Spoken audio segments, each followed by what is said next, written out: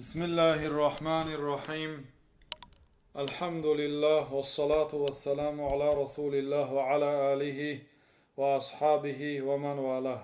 أما بعد، شيخ الإسلام قدس الله روحه وطيب ثراه در عقیده واسطیه یک چند آیت ها را همچون مثال ذکر کرده استادند که در این آیت ها الله تعالی خود را وصف کرده است. شیخ الاسلام رحمت الله علیه آیت را ذکر کرده گفتند که و قوله ان تبدو خیرا او تخفوه او تعفو عن سوء فإن الله كان عفوا قدیرا. و قول الله تعالی که اگر شما خیر را آشکارا کنید یا پنهان کنید، یعنی کار خیر را، کار خیر تمام نمودی کار خیر کارهای خیری است که دیگر امکانی پنهان کردن نیست، مانند من این درس، مانند نماز جماعت، مانند ریش ماندن، اینا کار خیر است ولی اینو پنهان نمیکنید. یا مانند حجاب برای زنها و اصلا شخصی که به درجه اگر علم توحید آموزد و الله تعالی را شناسد و مخلوق ها را علل خصوص انسان ها را شناسد، دیگر حاجت عملش را پنهان کردن نمیماند. او عمل آشکارا هست، پنهان است، دیگر پروا ندارد. الله تعالی میگوید که این تبدو خیرا او تخفوه، شما کار خیر را خواه آشکارا کنید خواه پنهانی کنید، او تعفو عن سوء، یا اینکه کسی به شما بدی کرده باشد او را عفو کنید. فإن الله كان عفوا قدیرا، الله تعالی ذات عفو و قدیر است. الله سبحانه و تعالی عفو است، یکی از اسمهای الله تعالی عفو است و یکی از اسمهای الله تعالی قدیر است. لیکن وقتی که الله تعالی دو اسم را در یک جا می بیارد، حکمت دیگر دارد برادرای عزیز. برای چی مثلا عفو بخشنده، یعنی باید همین بنده را عذاب میداد، همین بنده سزاوار عقاب است، لیکن الله تعالی عقاب نکرد و عفو کرد، بخشید.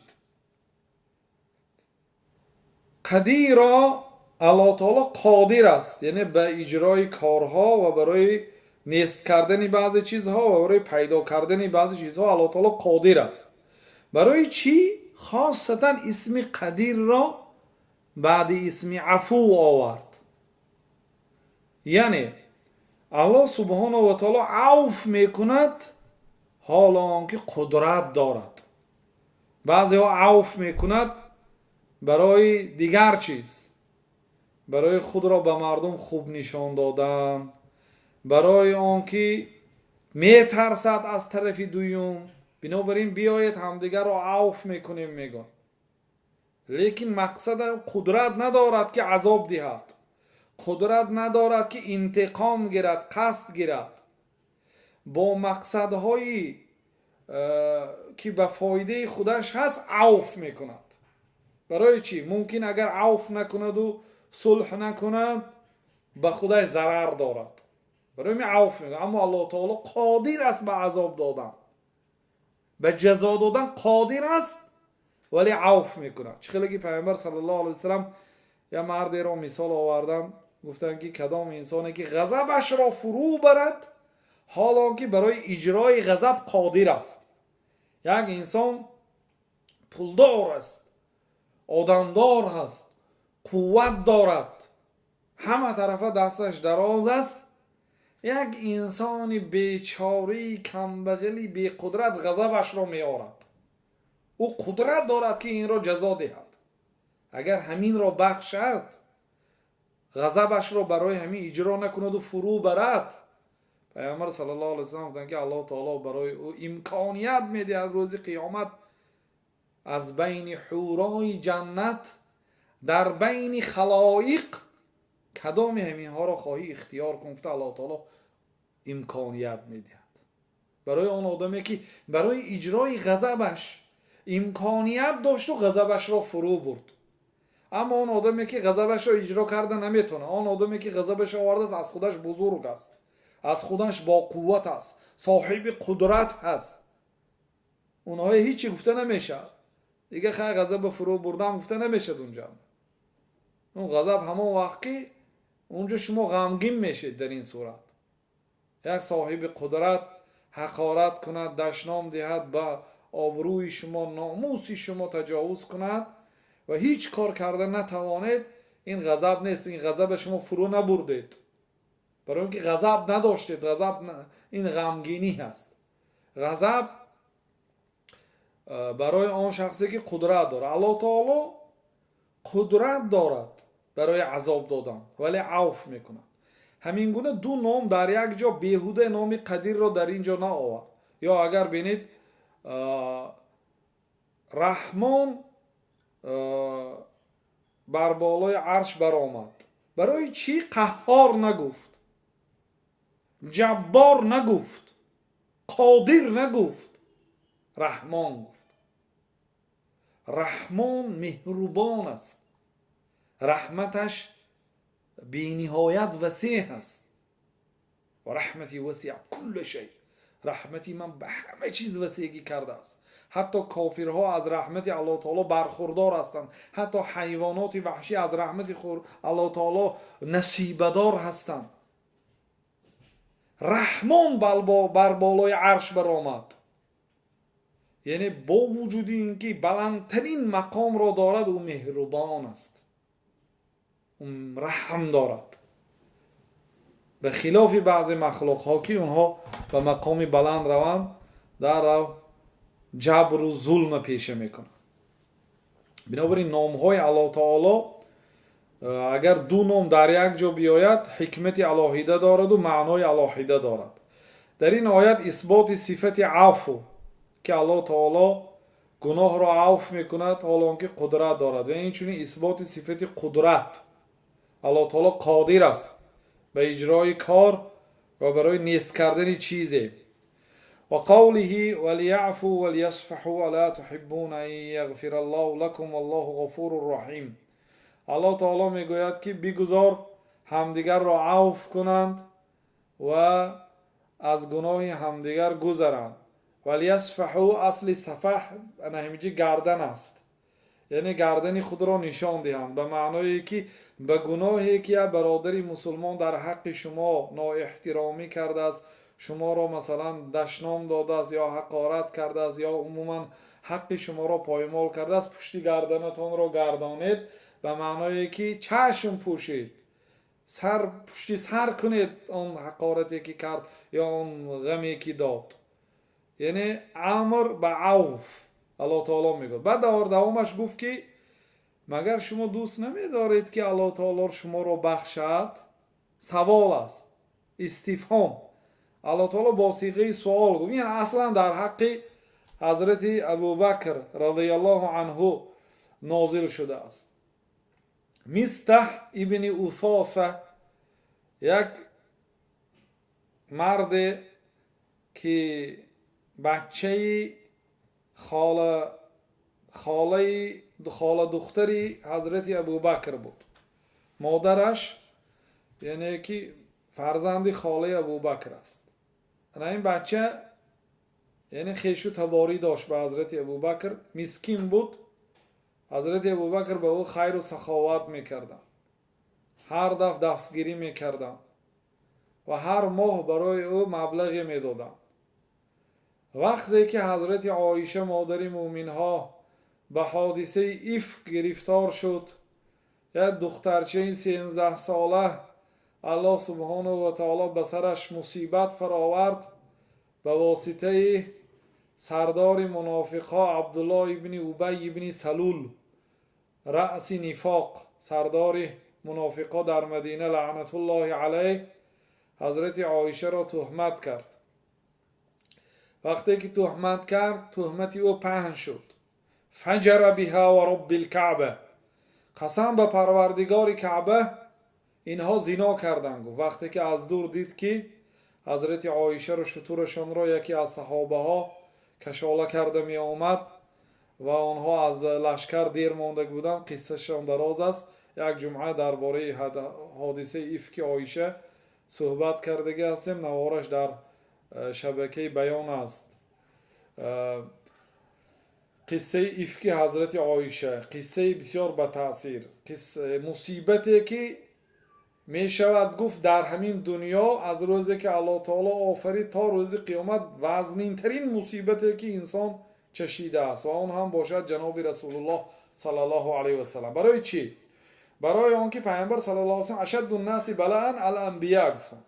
از همه مردمی که بلای سخت را میکشد این پیغمبرها گفتند و از همه زیادش با پیغمبری ما حضرت محمد علیه السلام و از همه بلای سختی که بر سرشان فرآمده بود حادثه افک.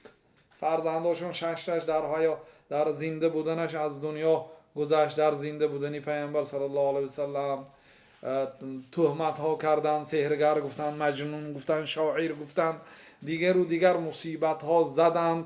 همه این مصیبت ها هج بود در نزد این مصیبتی که همسری شخصیتی رقمی اول در اسلام پیغمبر اسلام زنش به این مصیبت گرفتار شد، به این تهمت گرفتار شد و الله تعالی یگان آیت نازل نمیکرد، تصدیق نمیکرد قول تهمتگرها را یا اینکه رد نمیکرد. یک ماه آیت نفرآمد. بسیار وضعیتی وزنین بود. انا همین مستح ابن اوثاثه یکی حضرت ابوبکر خیر کرده میگنشتن، همین هم در از جمله شخصیت های است که در حق عایشه تهمت کرده است، تهمت پهن کرده است. تهمتگر یک نفر است، این همون عبدالله ابن سلول است، لیکن از دهان او شنیده دهان به دهان نقل کردن آدم ها. مردم همین خیلی میگویند گفتن نقل میکردن، سخنی مردم را نقل کردن. لولا اذ سمعتموه، ها کاش که شما وقتی که میشنیدید میگفتید که سبحانك هذا بهتان عظیم، پروردگار این بهتان عظیم میگفتید. کاش همین خیلی میگفتید. در همین جا هم زینب بنت جحش رضی الله عنها حضرت عایشه به او ثنا گفت. حضرت عایشه از پیامبر صلی الله علیه و سلم در آخرش ناراضگی بیان کرد، از ابوبکر ناراضی شد، از مادرش ناراضی شد، از آن مردمایی که سکوت کردند. وقتی که یک ماه حادثه دوام کرد مردم سکوت کردند. آنهایی که سکوت کردن از آنها راضی نبودن حضرت عایشه، آنهایی که تهمت نقل کردن از آنها به طریق اولا راضی نیستند. لیکن گفتن رحم الله زینب، الله تعالی رحمت کند زینب. گفتن از بین زنهای پیامبر صلی الله علیه و سلم فقط زینب دعا کردن. برای چی؟ برای اینکه زینب یگانه زنی بود که حضرت عایشه را یعنی اعتراف نمیکرد، خودش از عایشه بهتر میدونست. دیگر زنهای پیامبر صلی الله علیه و سلم یگان تش خودش به عایشه برابر نمیکرد. برای چی؟ برای اینکه عایشه اولش اینکه دختر، دومش اینکه دختری ابوبکر، سومشون که عایشه دختری جوان، دیگرها 55 ساله 60 ساله بودند وقتی که پیامبر صلی الله علیه و سلم خانه‌دار شدند. اونها را به مقصدهای سیاسی، به مقصدهای اجتماعی، به مقصدهای رحمت و الفت، خیش و تباری، با مقصد یتیمهاش گرفته بودند. و حضرت عایشه هم یعنی با مقصد خوب، برای اینکه پدرش شخصیتی دوم اسلام است، بهترین شخص است بعد پیغمبرها، و دخترش هم گرفتن با خاطر نیک. خلاصه همه زنها از حضرت عایشه خودشون پایان میدانستن غیر زینب. زینب خودش از عایشه بلند میدانست. گفت که زوجکن اهلکن زوجنی الله من فوق 7 سماوات، همه شما را اهل و عائله هاتون به شوهر داده است، پدرهاتون مادرهاتون به شوهر داده است و مرا الله سبحانه و تعالی از بالای 7 قبت آسمان به شوهر داده است. یعنی ما فرق داریم. گفته یگان کسی برای خودش برابر نمیدونست. الله تعالی وقتی که زید طلاقش را داد، زوجناکه، ما زینب را به تو خاندار کردیم بدون ولی و شاهدین، به شاهد و به ولی الله تعالی با نص قرآن کریم نکاح کرد. پیامبر صلی الله علیه و سلم با زینب زندگی کردن. زینب زن زید ابن حارثه بود. لکی لا یکون علی المؤمنین حرج فی ازواج ادعیائهم. برای چی خلق کرد الله تعالی؟ تا اینکه برای مسلمان ها حرج و مشقت نشود در خاندار شدن همسران پسرخواندانشان. زن پسرخواند اگر طلاق دهد شما میتونید گیرید، اگر پسرخواند وفات کند شما میتونید زنش به زنی گیرید، اما پسر نه.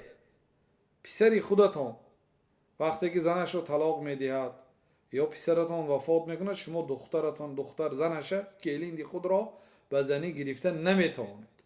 اما پسرخواند که وی پسری هست که از نسب شما نیست، نسل شما نیست، از کمری شما نیست، او به شما بیگانه است، شما فقط به گرفته کلام کردید، پسرخواند کردید.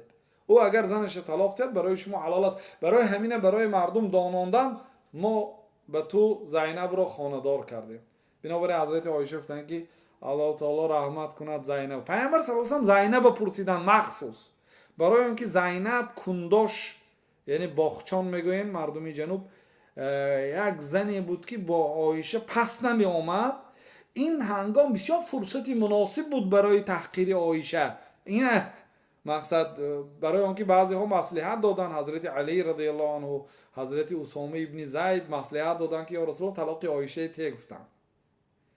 پیامبر صلی الله علیه و سلم با همون دو جوان مصلحت کردن و با زینب هم مصلحت کردن. زینب گفت که ما علمت عنها الا خیرا، قسم به نام الله تعالی من از عایشه فقط خیر را دیدم. گفت ثنا گفت، نگفت طلاق دهید، نگفت جدا شوید زنهاتون بسیار است، نگفت، بلکه ثنای نیک گفت. بنابراین گفتن که الله تعالی رحمت کند زینب را و نگاه داشت او را. ولیکن خواهرش خیر از جمله شخصیت مردم به سه تقسیم شده بودند. یک گروه حضرت عایشه را تهمت کردند، یک گروه انکار کردند گفتن که حضرت عایشه پاک است گفتن، یک گروه سکوت کردند. از جمله رسول الله صلی الله علیه و سلم و ابو بکر و مادرشون. برای چی آنها سکوت کردند؟ این اصلش گرید با دلالت به اینها بسیار شخصیت هایی هستند که وابسته به قرآن و سنت هستند. تا الله تعالی چیزی نگفت چیزی نگفتند، سکوت کردند، منتظری وحی بودند. وقتی که مستح هم از جمله شخصیت هایی بود که تهمت را در بین مردم پهن میکرد، حضرت ابوبکر قسم به نام الله خوردن که دیگه خیر و سخاوت روش نمیبیند. وقتی که الله تعالی با صیغه سوال شما دوست نمیدارید که الله تعالی شما رو مغفرت کند؟ گفته وقتی که سوال داد حضرت ابوبکر گفتن که بله ربنا، بله پروردگار ما دوست میداریم که تو ما رو مغفرت کنی. گفتند و مستح بخشیدند و با خیر و سخاوت دوام دادند. رضی الله عنه و ارضاه. در این آیت اثبات صفت مغفرت. الله سبحانه و تعالی گناه ها رو مغفرت میکند. در دوامش تاکید کرد که والله غفور رحیم. الله تعالی ذات غفور است، یعنی عیب ها گناه ها را ستر میکند، و رحیم است، مهربان است. اثبات صفت رحمت و مغفرت.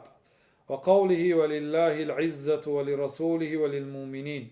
و این چون قول الله سبحانه و تعالی که الله تعالی گفت که عزت از آن الله تعالی هست و از آن رسولش و از آن مؤمن ها.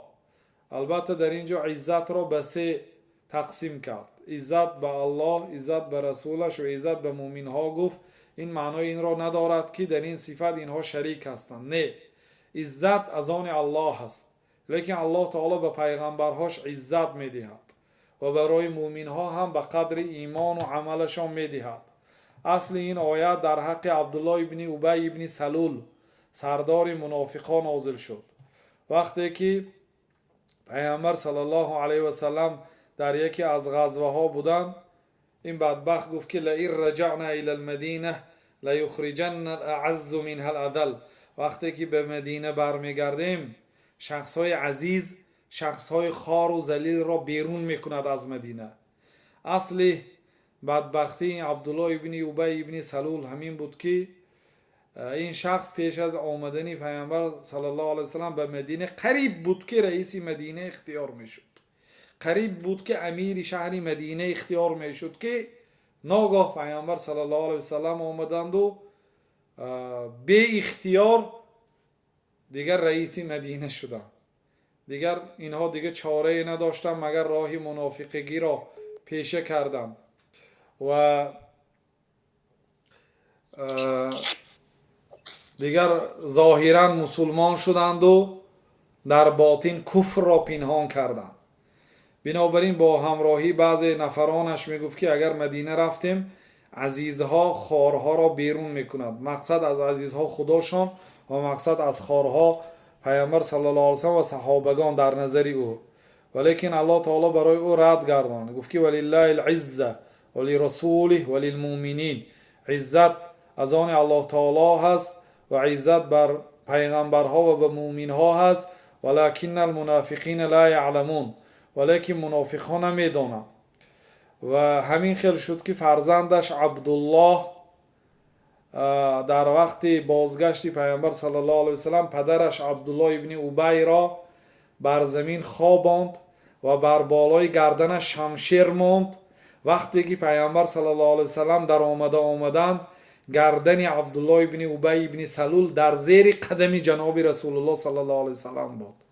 بعد گفت که یا رسول الله امر کنید همین شمشیر تا آخرش زیر میکنم. فرزند خودش که اسلام قبول کرده بود. بعد گفت که بگو که کی عزیز است و کی خار است. پیامبر صلی الله علیه وسلم عوف کردند، گفتن که سر تیمان، گفتن نکش به قتل نرسان. عزت در دست پیامبر صلی الله علیه وسلم بود، واقعا اثبات کرد. و عزتی که الله تعالی دارد اون عزت خاص به خودش هست. عزت در لغت عرب به معنای قوت و غلبه هست. غلبه، الله تعالی غالب است، عزیز است، با قوت است و از همین عزت خود بر مومنها و بر پیغمبرها الله سبحانه و تعالی میدهد. خلاصه در این آیت اثبات صفت عزت به الله سبحانه و تعالی و در آیت دیگر که نقل از ابلیس است، یکی از شیطان ها که راهبر شیطان ها گشت، فبعزتک لاغوینهم اجمعین، پروردگارا قسم به عزتت من همه فرزندان آدم را گمراه میکنم الا عبادک منهم المخلصین، غیر اون نفرانی که خالص برای تو کار میکنم اونا رو نمیتونم گمراه کنم، لیکن قسم به عزتت که من همه آنها را گمراه میکنم. ببینید شیطان قسم به نان نخورده است، قسم به قبر نخورده است، قسم به یگان مخلوق نخورده است، قسم به قبر نخورده است، قسم به فرزند، قسم به شمشیر نخورده است، قسم به پدر و به فرزند نخورده است.